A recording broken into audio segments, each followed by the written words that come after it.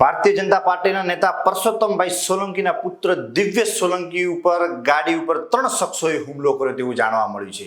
મોડી રાત્રે ભાવનગરથી તિથલપુર ગામેથી રામાપીરના કાર્યક્રમમાંથી આવી રહ્યા હતા ને એકાએક 1 કિલોમીટર આગળ જઈ અને કોઈ પથ્થરમારો કરે છે અને ત્યારબાદ ગાડીનો કાફલો ઊભો રહી જાય છે અને જોવામાં આવે છે પરંતુ અંધારામાં કશું દેખાતું નથી। તેમની સમગ્ર મામલાની જાંચ માટે પોલીસ સ્ટેશને ફરિયાદ પણ કરે છે અને ત્યારબાદ પરસોત્તમ સોલંકીના પુત્ર દિવ્યેશ એક પ્રતિક્રિયા આપતા કહ્યું કે આ જ જગ્યા ઉપર 20 વર્ષ પહેલા મારા પિતાજી ઉપર પણ હુમલો થયેલો હતો। શું કહ્યું દિવ્યેશ સોલંકીએ જાણીએ। ઘોઘા તાલુકાનું પિથલપુર ગામ છે, ઓદરકા પિથલપુર। એટલે પિથલપુરમાં રામાપીર દાદાનો પાઠ ઉત્સવ હતો અને એ ઉત્સવમાં હાજરી દેવા જતો હતો।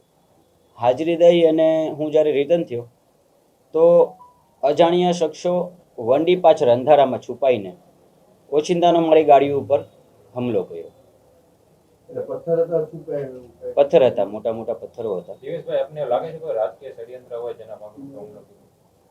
એ હવે પોલીસનો એક તપાસનો વિષય છે। આ જ સ્થળ ઉપર અગાઉ પરસોત્તમભાઈ વિસ્તારમાં હુમલો થયાની ઘટના પણ હતી। આજથી 20 વર્ષ પહેલા એ જ ગામની સીમમાં મારા ફાધર ઉપર હુમલો થયો। હુમલાને લઈને આપ શું કહેવા માંગો? હું તો એની માટે કંઈ કહી જ ન શકું, કારણ કે અમને તો એવું કોઈ દી કોઈની માટે મનમાં નથી। અમે કોઈ દી ઓલું નથી અને સંતાઈને કર્યો, કોઈ સામે આવી નહીં કરે તોય આપણને ખબર પડે કે ભાઈ આ વ્યક્તિએ આ કારણ અનુસાર કર્યું હશે। સંતાઈને કરવાનું શું કારણ હોય? પોલીસે કોઈ કામગીરી કરી આમાં? પોલીસે તાત્કાલિક ધોરણે રાતના અમે જેમ પીસીઆરમાં 100 નંબર ઉપર લખાયું એટલે તાત્કાલિક ધોરણે ત્યાં અમુક જવાનો ત્યાં હાજર હતા, ઓ લોકોએ દોડી આવેલા અને તાત્કાલિક ધોરણે ઓ લોકોએ તપાસ કરીને બીજા દિવસે સવારે બધાને અરેસ્ટ કરી લીધેલા। ચૂંટણીનો માહોલ બગાડવાની કોઈ કોશિશ હોઈ શકે એવું લાગે?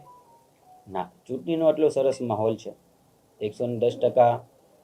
ભાવનગર જિલ્લો જ નહીં બલકી બધા જિલ્લામાં ભાજપનો એક અનેરો જ ઉત્સવ છે અને એમાં ચૂંટણીને આને કોઈ લાગે વર્ગે એવું મને નથી બેસતું।